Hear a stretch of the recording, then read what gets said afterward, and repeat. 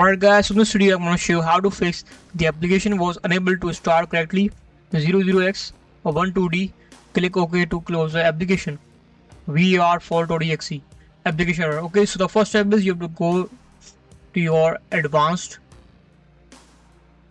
system settings in the control panel, and here you're going to have to click on performance settings. Now please pay attention, click on advanced and you're gonna have to click on change.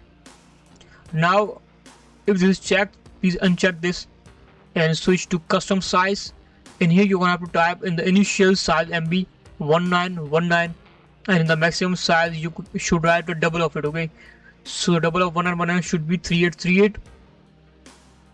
Uncheck this and click on set.